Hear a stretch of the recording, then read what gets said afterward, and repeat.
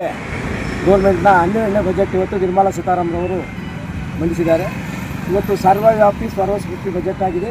Make in India ಸ್ವದೇಶಿ ಉತ್ಪನ್ನಗಳ ತಯಾರಿಕೆಗೆ ಆದ್ಯತೆ ನೀಡಿರುವುದು ಯುವಕರಿಗೆ ಹೆಚ್ಚು ಉದ್ಯೋಗ ಸಿಕ್ಕುವಂಥ ಆಶಾಭಾವದಾಯಕ ಒಂದು ಬಜೆಟ್ ಇವತ್ತು ಎಜುಕೇಷನ್ಗೆ ಹೆಚ್ಚಿನ ಪ್ರಾಮುಖ್ಯತೆ ಕೊಟ್ಟಿದ್ದಾರೆ. ಸಣ್ಣ ಮತ್ತು ಅತಿ ಸಣ್ಣ ಕೈಗಾರಿಕೆ ಸ್ಥಾಪನೆ ಮಾಡಿದ್ರೆ ಸಬ್ಸಿಡಿ ಕೊಟ್ಟಿದ್ದಾರೆ. 10,000 ಕೋಟಿ 20,000 ಕೋಟಿ ಅನುದಾನವನ್ನು ಮೀಸಲಿಟ್ಟಿರುವುದು ಈ ಸಣ್ಣ ಕೈಗಾರಿಕೆಗಳ ಉತ್ತೇಜನಕ್ಕೆ ಒಂದು ಮಾರ್ಗಸೂಚಿ. ಇವತ್ತು ದೇಶ ಅಭಿವೃದ್ಧಿ ಆಗಬೇಕಾದ್ರೆ ಸಣ್ಣ ಕೈಗಾರಿಕೆಗಳು ಸಹ ಅಭಿವೃದ್ಧಿ ಆಗಬೇಕು. ಸಣ್ಣ ಕೈಗಾರಿಕೆಗಳಿಂದ ದೊಡ್ಡದಾದ ಮಾತ್ರ ನಾವು ಅಭಿವೃದ್ಧಿ ಆಗ್ತೀವಿ. ಇವತ್ತು ಇಂಧನ ಸೌಲಭ್ಯ ಆಮದು ನೀತಿಯನ್ನು ಕಡಿಮೆ ಮಾಡ್ತಾರೆ. ಇಂಧನ ವಿದ್ಯುತ್ ಶಕ್ತಿ ಆಮದು ನೀತಿಯನ್ನು ಕಡಿಮೆ ಮಾಡಿ ಸ್ವದೇಶದಲ್ಲೇ ಉತ್ಪನ್ನ ಮಾಡುವಂಥ ಒಂದು ಬಜೆಟ್ ಇವತ್ತು ಇದಾಗಿದೆ. ರೈತರಿಗಿರ್ಬೋದು, ಮಹಿಳೆ ಸಬಲೀಕರಣಕ್ಕೆ ಅತಿ ಹೆಚ್ಚಿನ ಒತ್ತು ನೀಡಿದ್ದಾರೆ.